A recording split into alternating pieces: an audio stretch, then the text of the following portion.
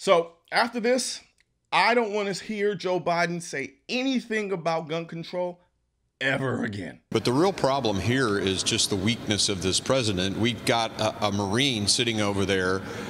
We traded this merchant of death guy who was going to target U.S. military personnel. And so what is the message we're sending to the people serving in our military or who might one day serve? We'll leave the Marine in the jail in Russia. We'll free the guy who was going to target U.S. military soldiers and just get, you know, the high-profile basketball player. It's a terrible message to send not only to the despots of the world who now know that they can get a trade if they just capture an American, but to the military, the United States military, who are saying, yeah, I can serve this country and the president will leave me and take the basketball player. I mean, this guy needs to come home. Served our country. He needs to come home, and he should have been the guy who came home, or at least get two of them for one. I mean, this guy is an arms dealer, a convicted arms dealer who was, again, as you guys mentioned, targeting American soldiers to kill them, and we couldn't get, our president's so weak, he couldn't get, these two guys for this one terrorist. Really, it's shameful, and I guess it's just understandable. He was the vice president when we traded 5 Taliban leaders, warlords basically, for Bo Bergdahl. So he was trained by the best, I guess, in doing bad deals. You do not get to release one of the most notorious arms dealer this world has ever known and then turn around to the same people you're supposed to be the president of and tell them that they can't own guns. For the last 2 years, we've had to listen to Joe Biden over and over and over again try to ram and shove gun control down our mouths as if we don't have a Second Amendment, while now turning around and releasing someone who's going to go back and do what exactly? You think he's going to go back to Russia and be a Russian professor of science? No, he's going to go back and do what he's good at doing, selling guns. That's it, selling guns. So if Joe Biden's true issue is about the proliferation of firearms, there's no way in the world he would release this person.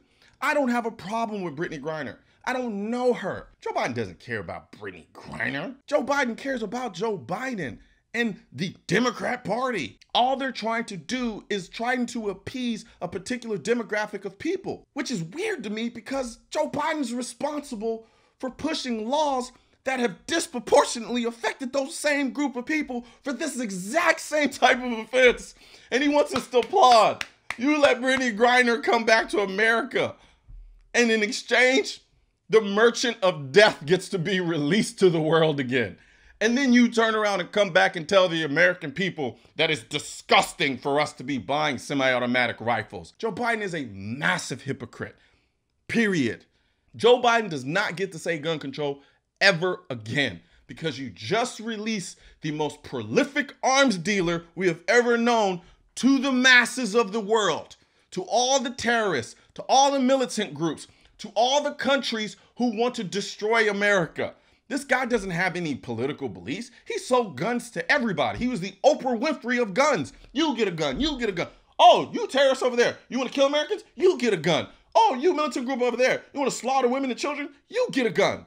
He didn't care. So you can't then turn around and then tell me or any of the American people that I can't buy an AR-15. I'm not saying, oh, we shouldn't have done it because Brittney Griner isn't worth it. And I know there are a lot of people who believe that she's not worth it. That being said, my issue isn't with the actual deal.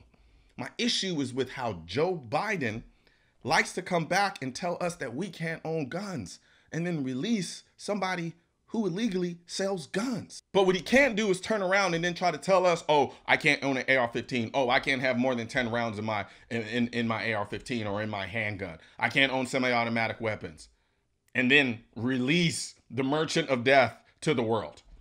No, it's not gonna happen. You don't get to do that. I want all of yous out there, remember this deal. Remember it. The next time Joe Biden gets up in front of a camera and starts trying to tell you what guns you can own, how many rounds you can have, and so forth and so on, remember this and let him know, nah, bro, you don't get to do this anymore. You don't get to talk about gun control. All that went out the window when you let the merchant of death go back to Russia to go and do the very thing he was doing before he went back to jail. For the people wondering where I got this awesome hat from, I got it from the Pew Pew Life store, shop.mrcolionnoir.com. You can get your Let's Go Brandon hat as a way to remind Joe Biden next time he gets up there and starts talking about gun control after doing this. Let him know. Yeah, no, it's not going to work like that anymore, Joe. You lost the ability to talk about gun control. You never really had it to begin with, but nonetheless. But yeah, so get your Let's Go Brandon hat, and we got them in t-shirts as well at shop.mrcolionnoir.com.